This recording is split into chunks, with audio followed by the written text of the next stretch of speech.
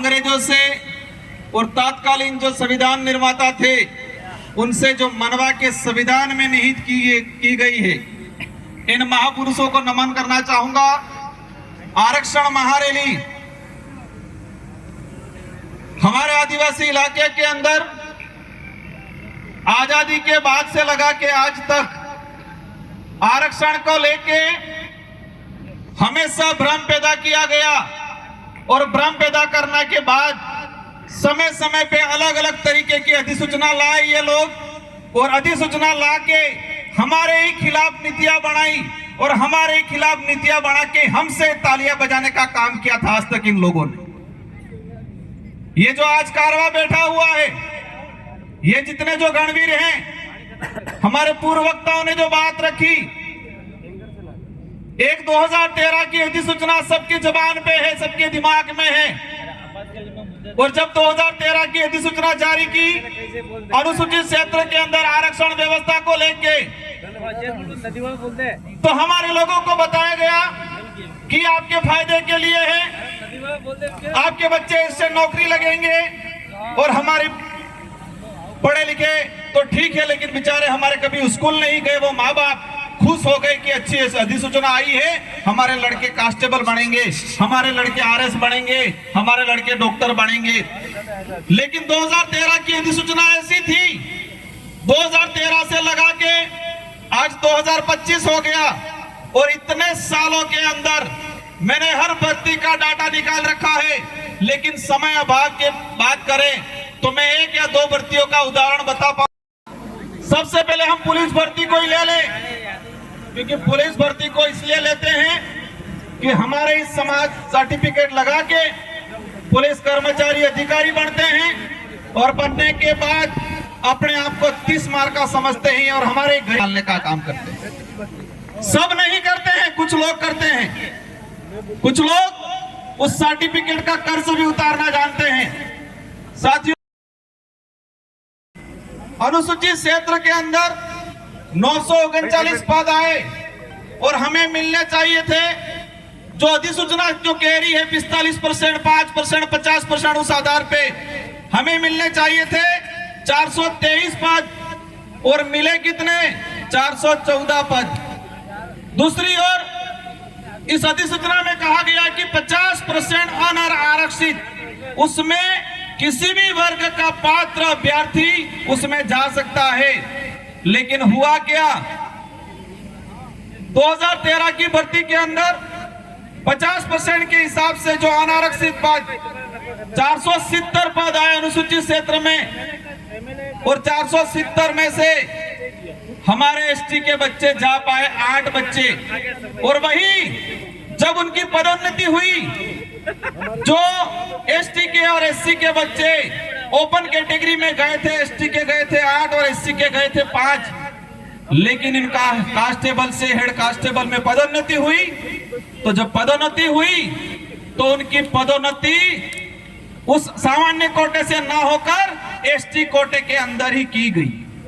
वही कहानी 2016, 2018, और इन तीनों भर्तियों की अगर डाटा बात करें तो कुल पद आए थे 2312, और 2312 में से हमारे भाई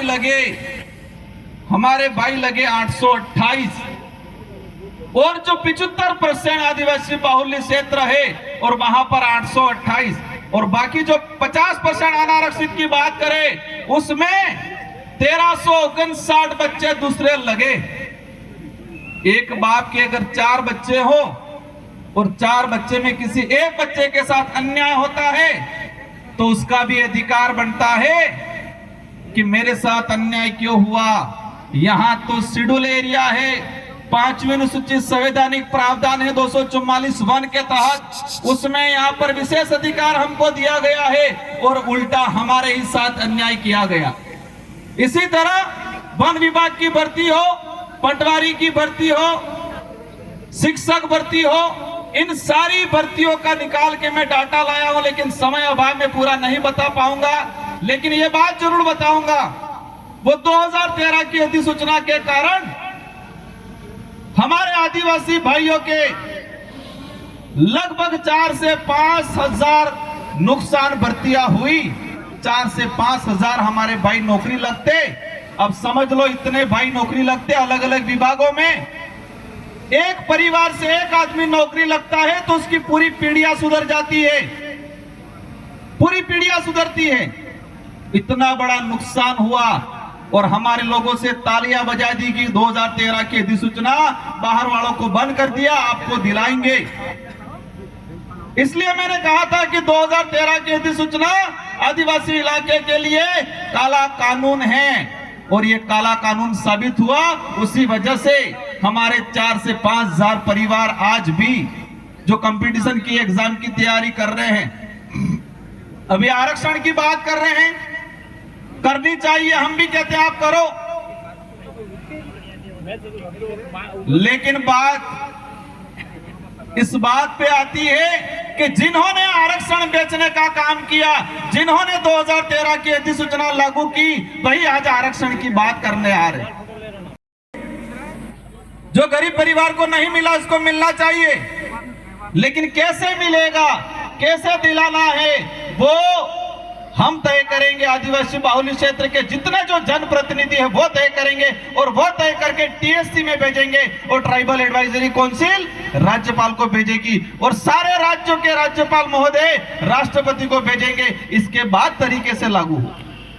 अगर वर्गीकरण करना है, रेगिस्तान इलाके के भाई मांग कर रहे डीटीएस दे दो क्षेत्रीय आधार पे, अनुसूचित क्षेत्र में क्षेत्रीय आधार पे दे दो, और शहरिया हमारा हाड़ोती वाला इलाका और फिर गैर अनुसूचित क्षेत्र वर्गीकरण करना है, क्षेत्रीय आधार पे कर दो तो कोई समस्या भी नहीं आएगी, न कोई लड़ाई होगी, न जातियों में बांटा जाएगा। अधिसूचना के आधार पे राजस्थान के अंदर 12 से 16 प्रकार की जातियां हैं।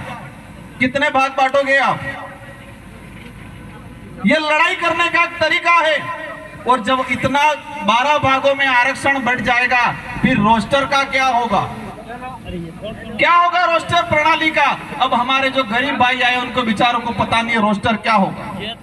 एक में भी रोस्टर के आधार पे या वास्तविक जो रोस्टर प्रणाली है उसके आधार पे लागू नहीं होगा और हमारे लिए एक भी सीट नहीं आएगी। आरएस भर्ती 2013, 14, 16, 13, 16, 18 समय काफी हो गया, रैली में चलना है। मेरा लास्ट आपसे एक निवेदन है कि रिजर्वेशन हमारा जन्म सिद्ध अधिकार है, उसके लिए हमको लड़ना है, सबको मिलजुल के लड़ना है। लेकिन कुछ लोग सिर्फ राजनीति करना चाहते हैं आरक्षण के नाम पे, ऐसे लोगों से सावधान रहने की सख्त जरूरत है। और आने वाले समय में ये तो शुरुआत है, एक सांकेतिक है, और आने वाले समय में डूंगरपुर, बांसवाड़ा, प्रतापगढ़, उदयपुर सारे जिलों को मिला के एक बड़ा सम्मेलन किया जाएगा। लड़ेंगे जिस तरह से पूर्व में हमारे जितने वक्ताओं ने बोला, 2009 से लगा के जितने जो आंदोलन आ रहे हैं किए हैं, इन सारे आंदोलनों की वजह से आज कुछ न कुछ परिणाम मिल रहा है। आरएस भर्ती के अंदर अधीनस्थ